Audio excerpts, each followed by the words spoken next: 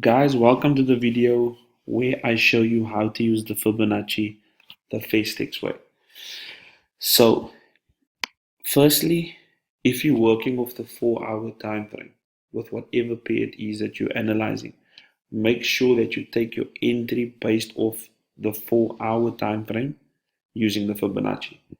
So, right now we can see that we have a high to low or A to B leg. So from here is the highest point, and here we have a lower low.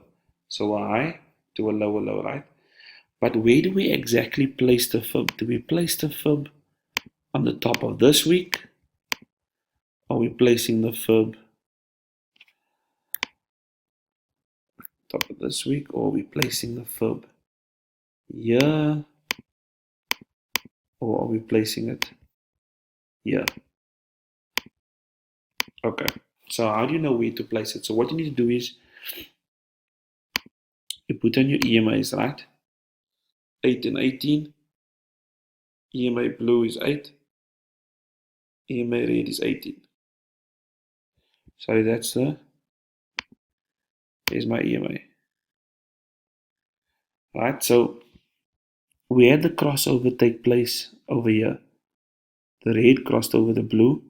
So this is where our EMA is crossed over. So if you're looking on the 4-hour, you would take your trend line and basically draw this line.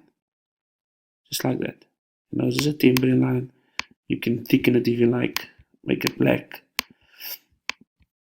And you can see that this was an area of support for a long time, 1, 2, 3, 4, 5 weeks, and eventually it broke through. So here with the EMA is crossed, you need to now start looking for where was support actually broken. So because this bearish candle broke through the support on the 4-hour time frame, the Fibonacci will be placed on the top of this week to the bottom of this week. So on the top of the bearish candle to the bottom week of the next bearish candle. So let me just delete all of this quickly. Take the EMS off again. Cool. Delete that. So there's the break. So we take the fib, place it on the top of this week, and we're lining up on the bottom. So that's your A to B. Okay. Then we had a push up to a 38.2 retrace. Now, you guys know from previous videos that 38.2 is a fast and aggressive pullback bounce, right? If you look a few hours later, you would see that take profit 2 was hit to precision. Like the accuracy on that take profit is actually ridiculous. What I want you to take note of is the 23.6 level. If these candles, these red candles, did not push up and close and touch 38.2, then the ABC pattern would have been invalid. 23.6 on your Fibonacci does not count as a valid PRZ level. So we wait for it to go up to the 38.2. So how would you have gained entry on this A, B, C, D? So let me just label it for simplicity. So let's just say that was your A, this was your B, this was your C,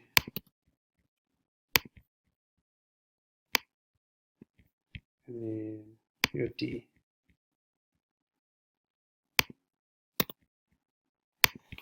So this is on the 4 hours. So what you need to do is, so you see the green candle coming up here, and then you have a reason to look at lower time frames. So all you would do is you take your ellipse tool, you block that off like that, and now let's say go down to a 2-hour time frame. Okay, let me just find my candles now. They're missing. Okay, there we go. Here we go. Cool. So now we're zooming in to see what did we have. So remember, we're looking at the 4-hour time frame. The entry is based on, or the fib level we're looking at is 38.2 on the lower time frame, on the higher time frame, sorry. So don't get confused and place another Fibonacci on the lower time frame and do something like this and go, oh, this is now A to B and now it's a 50%. No. So all you do is you place your fibs on your 4-hour, look at the 38.2 and then step down to the 2-hour time frame. And right there where I drew the ellipse, you'll see that this would have been your signal to get in on a short entry. What pattern is this? We have a morning star pattern. So now you can label it if you like, just to make it clear for your screenshots for your journal. Sorry, not a morning star, evening star. Evening star pattern. So now I leave it there. You can make this obviously smaller. It's a bit too big. So you have an evening star pattern. Boom. Yes, price did bounce up again. But remember, we're on a lower time frame. This move is based off of 4 hours. So it's not going to happen very quickly that we go 38.2 and whack take profit 2 because we're basing it off the 4 hour. If you're trading 1 hour or 2 hour Fibonacci's, then obviously your take profit gets hit quicker, but it's more riskier. So it's better to analyze on the 4 hour, then step down to the 2 hour. So then you can see that after this, or when you saw the evening star, if you drew a trend line from there to there, you would see that the spinning top was actually the break of that support area. Let me just draw it. Okay, see? But you would have already got entry because you identified the evening star pattern. So you would have had an earlier entry than waiting for this closure below the support area. And then what happened was the price basically bounced up. If we line it up perfectly, sorry, I'm moving the fibs there. Line it up like that, you'll see that it was broken. And you know, whenever structure is broken, the market loves to do a retest, and then it fell. Came up, played around a bit more, but obviously after this fall, it whacked the take profit to precision. Now, let's just say you got in over here and you got out over here. You would have now caught 150 pips. Simple entry, 150 pips. Now, the cool thing about the strategy is you can actually follow the move and now get another entry on the next retracement level. So how would you do that? Let me delete this. Let's go back to the 4 hour. So now once your ABCD pattern completes its move, your C now becomes the new A. So let's just move the C out of the way for the meantime. Let's delete that. So this is now your new A leg, okay? So let me delete the fib as well. So where's the next level? So this is A. Could this possibly be B over here? Let's check it out.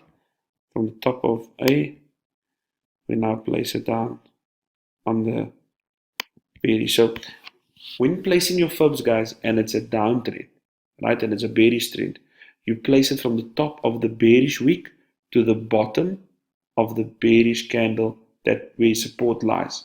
So, I mean, it's not a major difference like between there and there. You know, there's more access. So to be very 100% accurate, that's actually where I should place it. So now you have a B, and then you have like a C retracement off the 78.6, which is also an inside bar pattern. And if you step down to lower time frames, you would have probably had a bearish engulfing, but this is a continuation, and again you'll see that take profit targets were hit. So let's say we followed it for a while and wait for a deeper retracement, right? So let's delete this again. That's why I say, guys, one pair can be your bread and butter. One pair is all you need. So over here, so it moves down. Now we want to catch some more pips. So A to B to C. So let's see how this one played out. So now we take it from the top of this candle, place it at the bottom, bearish candle. We then had a 78.6 rejection, and I mean targets were totally smashed here, totally. Again, you would base your entry off looking at this area, stepping down to the 2 hour.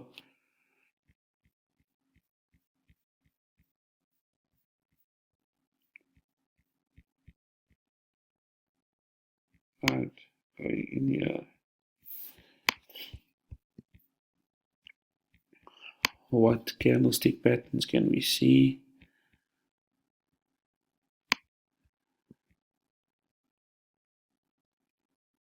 We basically had a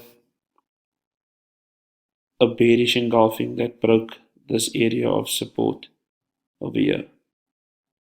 You can't call this a shooting star, it's more like a spinning top. So I would have taken my entry based on the closing candle from here to here, boom. And if you entered here, you would have literally had zero drawdown because the market just came tumbling down after that. So to go over the Fibonacci levels again with you, let me just move this up here. So let's say you have the market moving like this. So here's your A to B. Okay. Now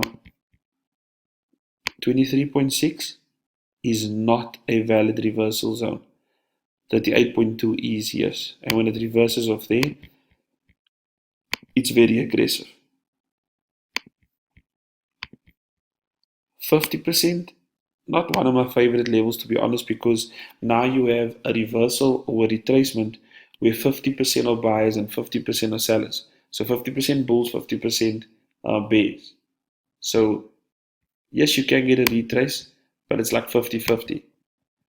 That's why I always preach 61.8. 61.8 is like the golden ratio where, it won't move directly to your target, but it would like do this and then maybe come up again and then come down and then hit the target. 78.6 is like one of the safest ratios, but very slow. Like it will go there, can come up, can come down, then go up again before it even touches TP1. And you guys can actually backtest and see that the 78.6, 61.8, and all these levels that I'm going over with you move these ways. Now, why I like to trade the 61.8 is because when you take out your short position tool and you're grabbing an entry of the 61.8, and you guys know the rule of Fibonacci and where your stop loss needs to be. So your stop loss level needs to always be 30 pips above the 78.6 area. So if you're looking at 78.6, you will see it's showing 113.379.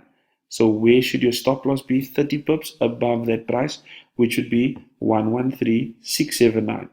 So your stop loss would be something like this up here, right? So now your stop loss count is 44, and then your take profit count is 104. So you got like a 1 to 2, almost a 1 to 3 ratio trade. Now let's just say you took the entry based off the 38.2 retrace, which is down here. The rules still apply with regards to 78.6. It needs to be 30 pips above 78.6's price point, which as you can see is 113.379. So it's 113.679, like that. So now automatically it changes your risk to reward ratio completely. So now you're risking 65 pips to catch 80 pips. So it's a 1-to-1 ratio. It's not a really good trade. If you high risk, yes, 38.2 is aggressive and it can get you a take profit really quick. But if you're not willing to lay out the same risk as your reward, then don't take the trade.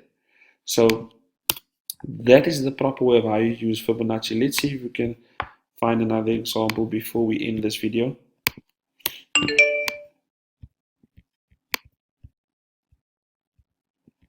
Okay, so here we got one again.